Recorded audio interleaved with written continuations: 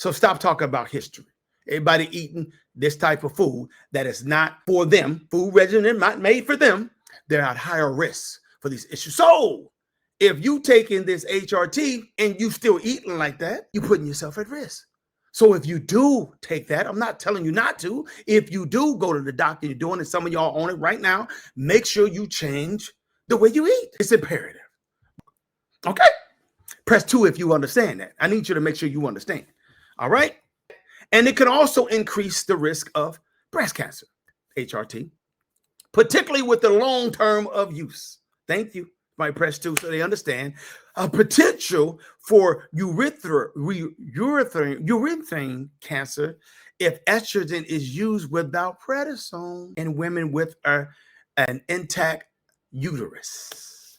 So it's more than just the blood clot, or the risk of strokes, or it's dealing with actually possible cancer, cervical, down there, all types of issues with breast cancer and cancer down there, urethral cancer, because you have to be taking the right nutrients and minerals and antioxidants and eating properly if you're going to be doing it. Most of the time when you go up in there to see the doc or a nurse that's a head nurse with the doc, they don't hook you up with the nutritionist.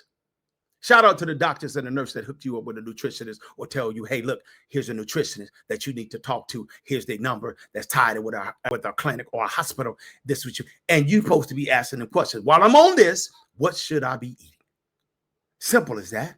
So take care of your situation that you want to be doing, but you want to make sure you mitigate any other issues that you can have later. Long term, you trying to make it to 80, 90 to 100 plus years old, right? Yes, I believe. All right. Want to make sure you have a full understanding of that. By the way, I'm not a medical doctor.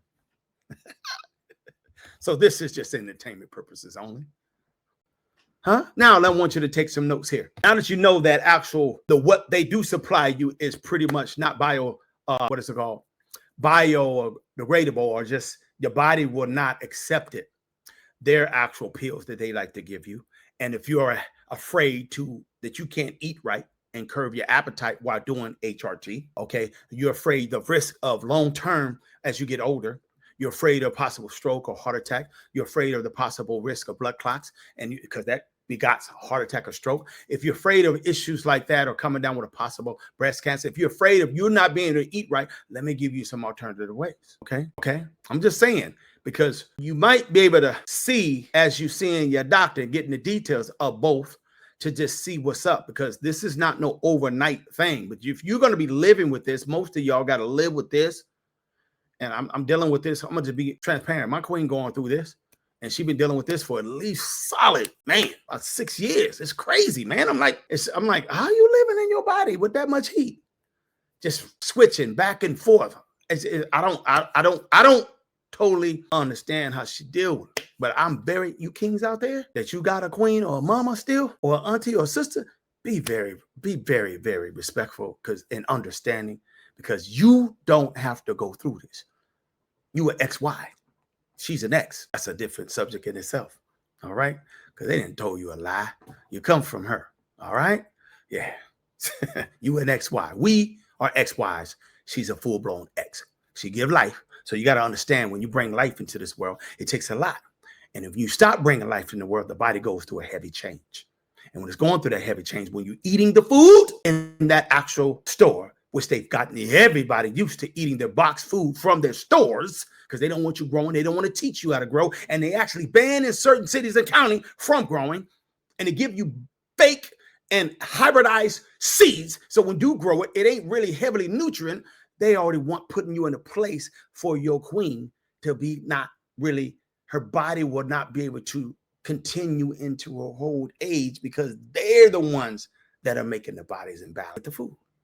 Body gonna go through its change, but if you're not giving the body what it needs, how is the body going to survive? How is the queen gonna be able to still have a full life and an easy, less stressful way? If you're dealing with this tyrant that wants to just give you just cesspool crap to have you addicted and make sure that sooner or later you're gonna come holler at him. You're gonna come down with something. That's for sure. That's for sure. But let me actually take some notes. All right. Now, I want you to get this recipe one more time. So don't be talking to me about no eggshells. I ain't but be dang no eggshells. I don't want to do it. When you're doing limestones, aka rocks, and synthetic, whatever they want to give you. Okay. At least this is coming from an animal, a chicken. And some of you guys that are vegans, I get it. This ain't gonna be your thing. But you might want to deal with black cohosh and whatnot, and actually you want to be doing the exercise. But I want you to write down the vegans out there that ain't gonna touch no egg. There is information for you, black cohosh, and there's things you need to do. But here's the one I want you to write down so we can get it going. I got some recipes for you. All right, here's a recipe for you. First of all, before we do the recipes, I want you to write this down one more time because some people didn't get it. They've been emailing me and saying they don't understand. They didn't understand. So the eggs, you save your egg cells, you crack them. My queen saves egg cells, full transparency. All right. Now she'll take the egg cells. I've seen her do it, and she'll wash the egg cells. She'll get the little slime off there. You don't have to, but it's slimy. Just go ahead and wash them off. Okay. All right. Because it's kind of hard to deal with a little slime here and there. Just go ahead and do a quick little rinse and wash them off. A lot of people don't know that get yourself a chicken. There's actually science to when it comes out the chicken with the egg, and it has a little film protection that you can keep it on the shelf for keep it on the counter for 30 days. But as soon as you wash that egg and put it in the refrigerator, it's going to last about up to 8 weeks. No, 7 to 10 days because you didn't wash the protection off the egg. So anyways, that's neither here nor there. You crack the egg, you save the eggs, wash them a little real quick, a little bit of rinsing, and you put them on top. You can leave the film inside. You don't have to take it out. Some of you guys want to take it out. It's up to you.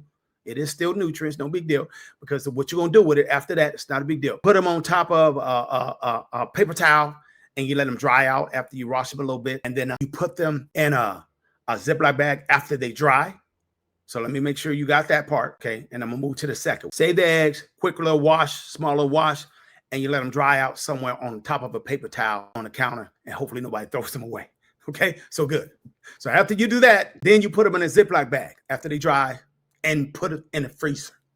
You put them in the freezer. They can stay in the freezer, and you can still keep doing that as you dealing with eggs. And most of y'all eat eggs every day, if not every other day, or if not on the third day. Most of y'all having eggs at least 3 times a day, if not 5 or 7 days a week. So just collect as many as you can to your Ziploc until your desire, till you're ready. All right.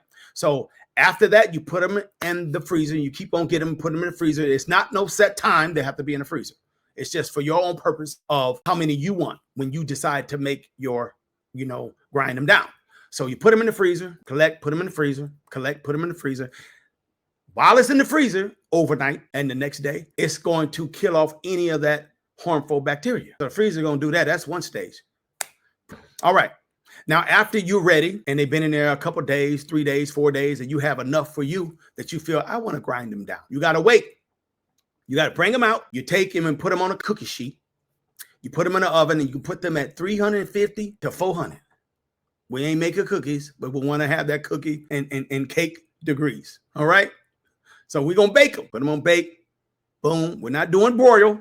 I hope you understand. Bake. All right. You're going to put them on a cookie sheet and slide it in there. All the little eggshells. Put them in the oven for about 45 minutes to an hour. Cooking them on 350, 400. Yes. They're going to dry up real good. Second stage of bacteria killing. All that's going to be dead now.